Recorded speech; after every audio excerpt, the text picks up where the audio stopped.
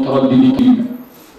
نتحدث سويا إن شاء الله عن عاشق مصر وشهيد غرامها، والذي ملأه حبها جنونا، فكان في أواخر أيامه مجنون مصر على الحقيقة وليس على المجاز. كان محمد علي فعلا جاء في أواخر أيامه وذهب عقله أو أصابه يمكن الزهايمر أو كده. كان يضحك ضحكا هستيريا ثم يكتئب ويسعى حتى يحمر بياض عينيه. حضرتك متخيلين الموقف بالنسبة لمحمد علي في أواخر أيامه؟ وعزل من حياته وتولى ابنه إبراهيم باشا الحكم، ومات بعد ذلك قبل وفاة أبيه في عام 1848، وذلك بعد أن فشل مشروعه الوطني والإسلامي لتحقيق منظومة الأمن القومي في جيش قوي قادر على حماية ممتلكات الدولة وشعب ينعم بالرخاء الاقتصادي. لكن المتربصين من أعداء الإسلام كانوا له بالمرصاد، لا يدعون في أرضه عودا اخضر للأمل إن لم تبت أيديهم الآثمة إليه تقتلعه من جذوره. أعرض هذا على حضراتكم بعض مما كتبت عن محمد علي، فإن وفقت فبرحمة الله وفضله، وإن أخفقت فمن نفسي ومن الشرك. لماذا محمد علي؟ أولا يعني الحديث عن محمد علي ليثبت أن مصر قادرة على أن تحقق مجدا يرثه الأجيال. ندرك أن أعداءها متربصون بها، ولدينا محمد علي وجمال عبد الناصر. محمد علي في موقعة نوالين البحرية سنة 1827 لما حطموا الأسطول المصري، وجمال عبد الناصر حطموا له سلاح الطيران في عام 1967 بعد أن كنا في تطورنا الاقتصادي وصلنا إلى مرحلة الانطلاق. الشعوب تبدأ في حياتها في التطور مرحلة تقليدية، مرحلة التحول، مرحلة الانطلاق، مرحلة النضوج الاقتصادي، ثم تصل إلى آخر مرحلة وهي مرحلة الاستهلاك العالي أو الاستهلاك الوفير. في عام 65 كنا بدأنا مرحلة الانطلاق مع الخطة الخمسية الثانية. الأولى كانت 60 65 و65 70، ولكن المتربصين لأمتنا فاجئونا بالضربة القاصمة لنا في عام 67. ولذلك يوم 5 يونيو جمال عبد الناصر قال لي عبد الحكيم عامر، عبد الحكيم محمد علي، وكأنه يستعيد ذكرى محمد علي. فأعتقد إن احنا نريد أن نثبت خلال هذه المحاضرة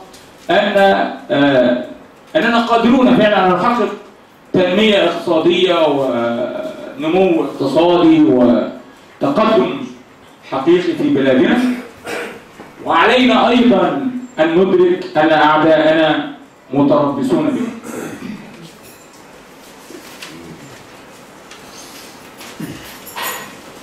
محمد علي في شخصية محمد علي هو ولد عام 1769، وهو نفس العام الذي ولد فيه نابليون والعالم الكيميائي كوفيه والشاعر الألماني شيلر. أرجو أن حضراتكم يعني تعتبروني كأديب وليس مؤرخا. فلجأت إلى الأدب كثيرا في كتابة هذا وكأن نفحة من روح الإله نفخت فتألقت بأريجها في أرواح هؤلاء الأطفال، فتطوعت أرواحهم ألقا ونجاحا وحظا سعيدا. كان إبراهيم أغا والد محمد علي رئيس الحرس المنوط به خفارة الطرق ببلدته، يحمي المارين والمتاجرين ويخصم منهم ضرائب المرور ورسوم السلك. مات والده فعاش محمد علي يتيما ولم يتجاوز سنه 14 عاما، وكفله عمه تصن، ولذلك سمى أحد أبنائه تصن وفاء وذكرى. توفي عمه تصن بعد كفالة محمد علي بمدة يسيرة، فكفله حاكم المدينة الشربجي وكان صديقا لولده. وهكذا كان حظ محمد علي أن يعيش وحيدا يتيما حتى إذا كفله عمه مات، فيكون حظه أن يكفله حاكم المدينة ليعيش إلى جوار السلطة ويقترب من صاحب القرار ويرى رأي العين كيف تطبق الأوامر والتعليمات، فيذوق حلوها ويتجرع مرها. ويتجرعوا بالرقم، مش نبهتني ليه يا دكتور كمان.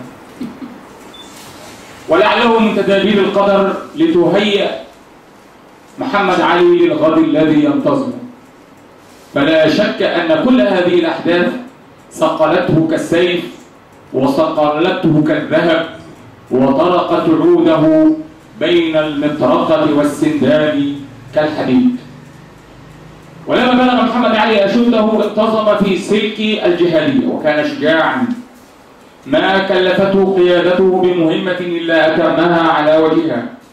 كان عنيفا قاسيا على نفسه أولا، وقد اجتهد في تقوية بنيته بالرياضة والمجاهدة، وما أحراه أن يخلد إلى الدعة والنعيم ويدعو كل تلك المجاهدة لغيره. هذه أيضا لها من مؤثرات في شخصية محمد علي.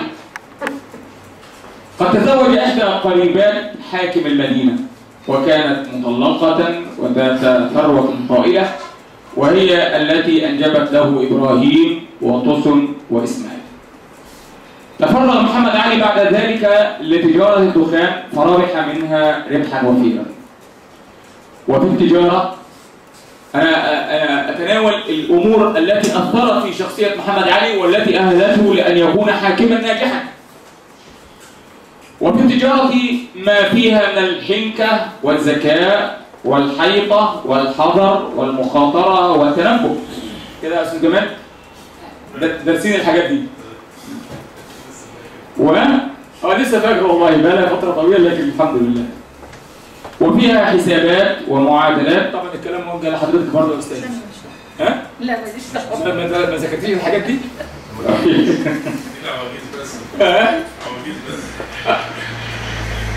ايوه صح. المناهج اتغيرت يا دكتور بعد كده.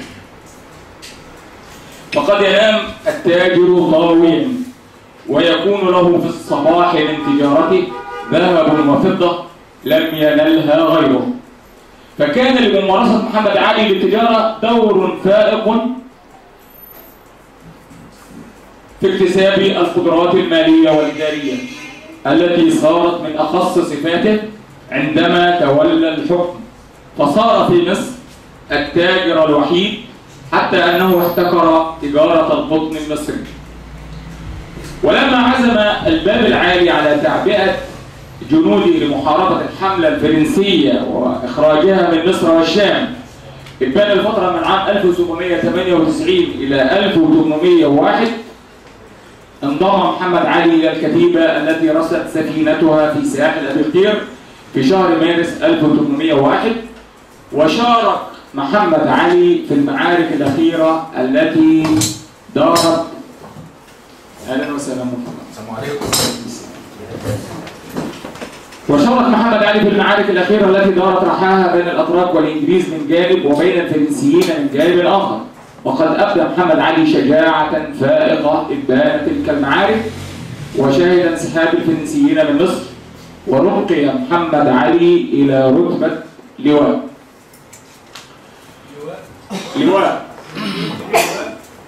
لا أكيد تدرج يعني حتى وصل إلى درجة لواء. وراح محمد علي يتحبب إلى الشعب ويتقرب من زعمائه، ولكن على استحياء، كي لا تمتد إليه يد الولاة في مصر بالبطش والإقصاء. وقد كان يفكر نهاره ويحلم ليله بعرش مصر التي شرفه حبها بجمال أرضها وصفاء نيلها، وكان له ما أراد. وقد كان محمد علي العقل المدبر للحملة على كل من خسروا باشا، وأحمد باشا يعني دخل مع المماليك، وتخلص محمد علي من إحدى القوتين اللتين كان يتحرك شوقا للخلاص منهم. لم يبقى أمام محمد علي سوى قوة المماليك، فأوقد نارا هادئة من مكر ودهاء لإنضاج خطته. تمهيدا لذلك ترك لزعماء المماليك السلطة في الظاهر حتى تقع عليهم تبعات سوء الحكم، ويسلط عليهم سخط الشعب فتزكو نار ثورتهم على المماليك. محمد علي كان ذكيا فاطنا أميا لا يعرف القراءة والكتابة، ولكنه كان قوي الإرادة حتى تحرر من أميته وهو في سن 40. كانت هناك قوى كثيرة تناوره، الإنجليز وصنائعهم المماليك يتربصون به الدوائر فيضربوه ضربة واحدة حاقدة جاحدة ليصفوا لهم وجه مصر، ويستعيد المماليك مجدهم التالد وعزهم العتيق. وما يوم رشيد ببعيد، فقد انهزم الإنجليز ومثل محمد علي بأسراهم في شوارع القاهرة ودروبها وأزقتها. ولم تكن مصر حين تولى محمد علي أمرها مفروشة بالزهور والرياحين، ولا كان عرشه من سندس واستبرق، ولم تكن مراوح الريش في أيدي الجواري يرطبن الجو في صيف قائس. لقد وضع الرجل لنفسه هدفا يسعى إليه، وهو أن يجعل مصر محور الكون، فهي جنة الله في الأرض يمهدها له ولأبنائه وأحفاده. فاختزن في ذاكرته كل مشاريع التنمية، وراح يخرج من قريحته مشروعا تلو مشروع، وأفواه الناس فواغر. لو حضرتك يجي أي مجهز قولي. لا اتفضل. جميل جميل. عايزك يعني هي عايز على مهلك كده عشان نفهم. إن شاء الله طال عمرك. إن شاء الله طال عمرك. بس أنا شايفك عمال واخدنا كده على السريع. إن شاء الله طال عمرك. حاضر. طيب يعني إيه بالراحة كده. حسين بس يعني الوقت ضيق. لا أصل أنت رحت جاي إيه واخدها وخليته من مملوك للواء. فكان المفروض تفهمنا ايه اللي حضرتك جيت قبل بس بعد ما دخل الجيش. دي نقل نفس النقله بتاعت الدكتور صلاح. ربنا يعينها عليكم. ده تاريخ، وانت دلوقتي اخترت موضوع جميل جدا، فاحنا عايزين يعني ايه نفهم اكتر يعني. ان شاء الله. بس انا في الاول في البدايه قلت اسمحوا لي ان اتحدث كأديب وليس كمؤلف. ماشي اتفضل.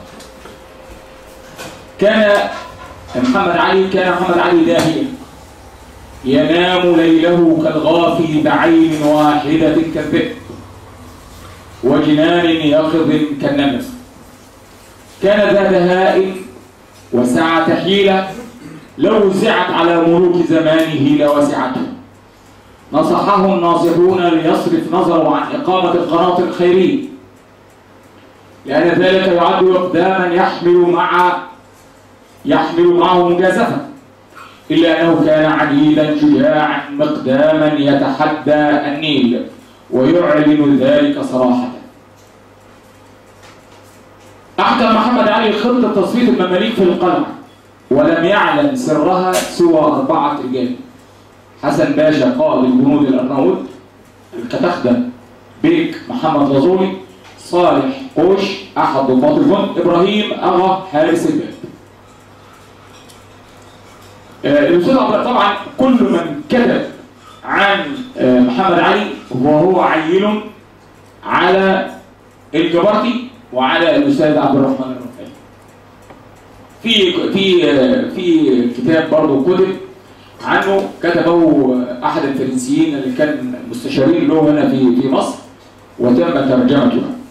لكن عموما كل من كتب، وأنا أقول هذا يعني بعيل طبعا الدكتور محمد فريد واخد بال سعادة عيل، كلهم عيال على عبد الرحمن الجبرتي وعبد الرحمن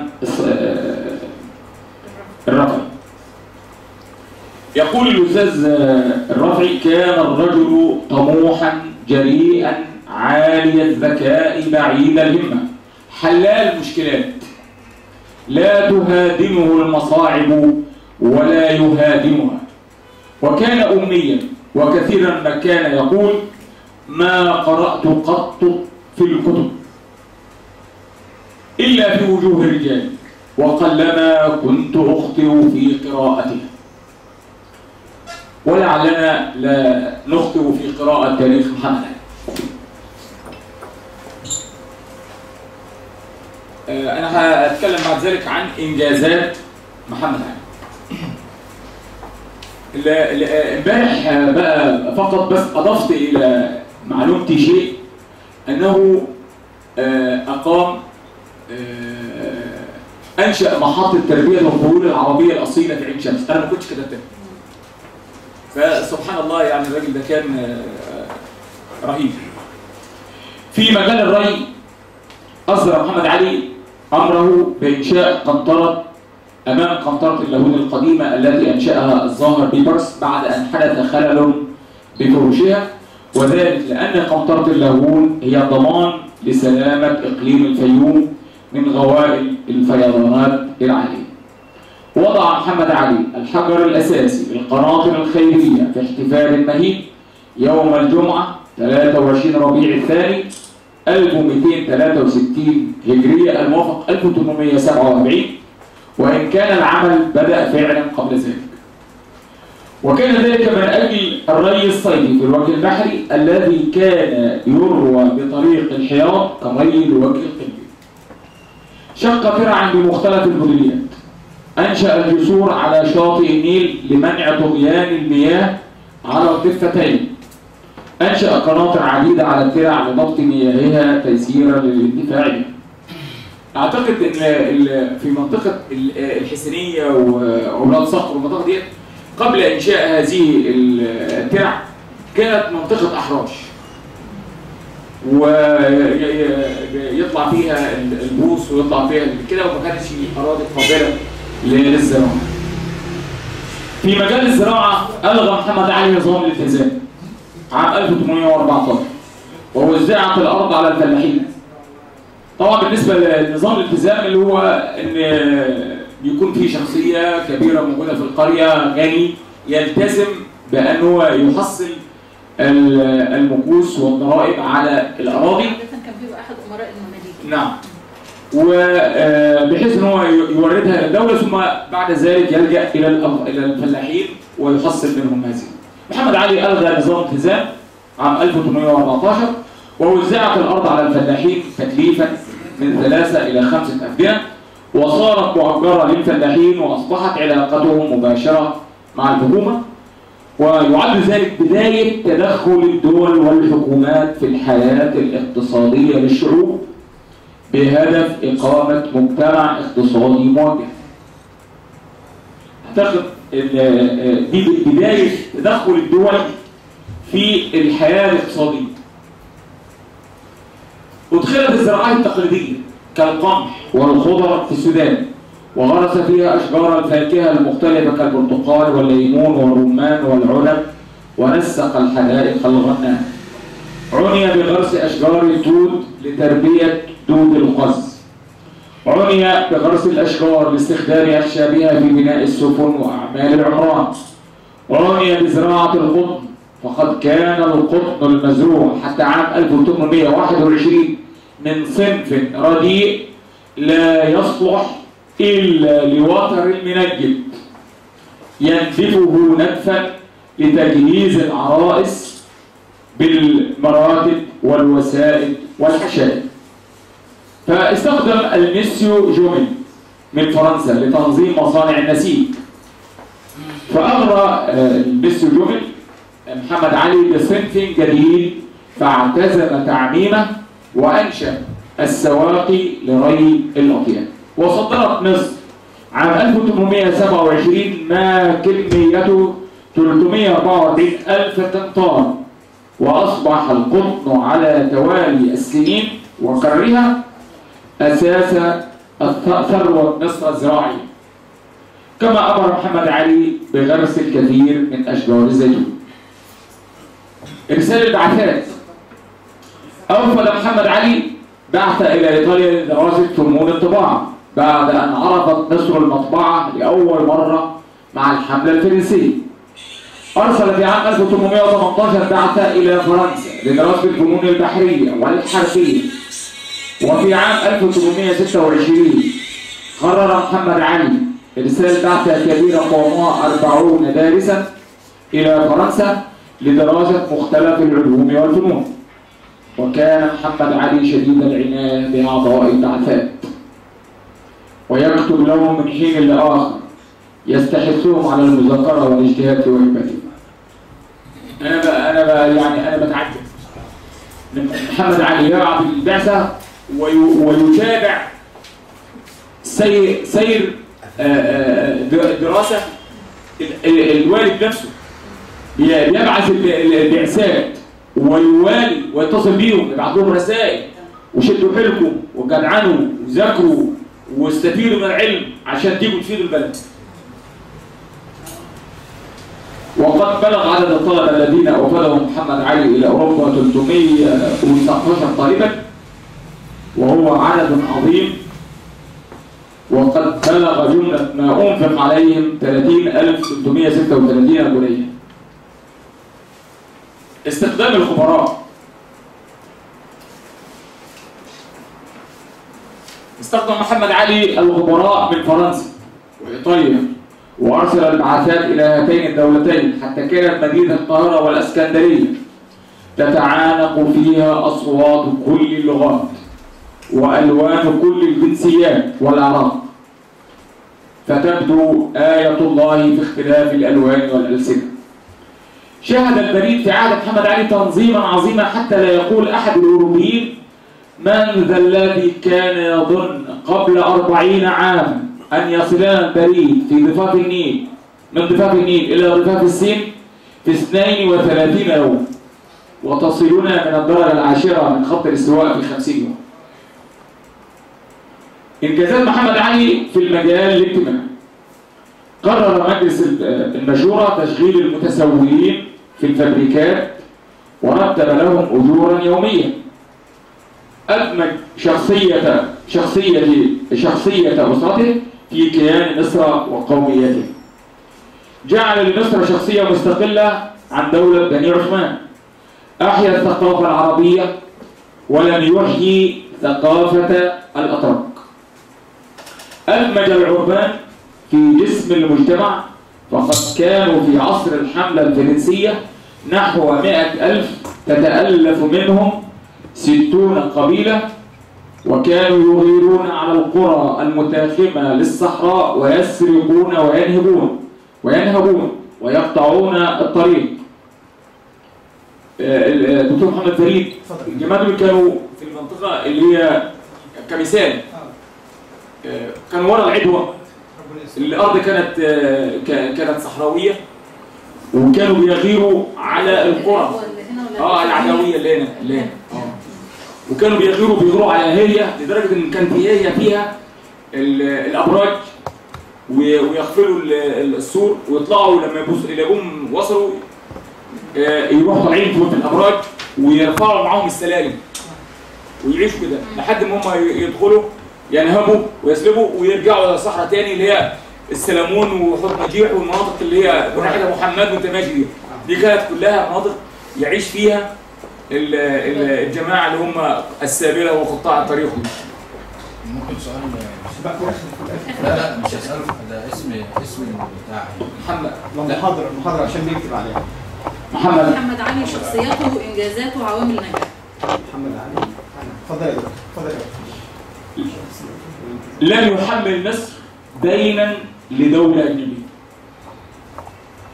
أنشأ 30 مصنعا لغزل القطن ونسجه في الوجه القبلي والوجه البحري.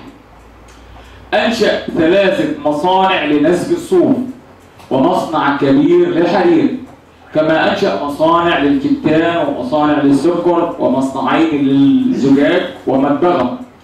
نظم التلغراف الهوائي بين مصر والإسكندرية عام 1826. شجع شامبليون والعلماء الغربيين على درس الآثار المصرية. ترجمت في عهده المؤلفات العلمية الكثيرة. أنا كنت كاتب دكتور كمال من مآثر محمد علي والحكومة المصرية في بلاد الشام، اسمح لي أتجاوزها. أنشأ مدرسة للطب لتخريج أطباء الجيش. أنشأ المصانع لصناعة مستلزمات الجيش من السلاح والذخيرة والكساء. كما أنشأ المدارس الحربية لتخريج ضباط، كما أنشأ المدارس الملكية لتخريج ضباط مهندسين. استعان محمد علي بضابط فرنسي عظيم هو الكولونيل سيف، الذي عرف فيما بعد بسليمان باشا الفرنساوي. إليه يرجع الفضل في معاونة محمد علي ومؤازرته في تأسيس الجيش المصري على النظام الجديد، حتى صار يضارع أرقى الجيوش الأوروبية. أنشأ مصانع الأسلحة والمدافع بالقلعة. أنشأ مصنع البنادق في الحوض المرصود عام 1831. أصبح الميناء حتى أصبحت السفن ترسو على الشاطئ بعد أن كانت ترسو بعيدة عنه. أنشأ حوضا لصيانة السفن وترميمها وإصلاحها عام 1844. كما أنشأ منار الإسكندرية. نشر المدارس على اختلاف درجاتها. أنشأ مدرسة المهندس خان عام 1834. أنشأ مدرسة الطب عام 1827 باقتراح من الدكتور خلود بيك، وهو الذي أشار على محمد علي باستعمال تطعيم الجدري الذي كان يودي بحياة 160,000 من الأطفال كل عام. أنشأ مدرسة الصيدلة ومدرسة الولادة. أنشأ محطة تربية الخيول العربية الأصيلة في عين شمس والتي أضفتها منذ يومي. أنشأ مدارس الألسن والمعادن، المحاسبة، الفنون. مرحبا مع المستشار.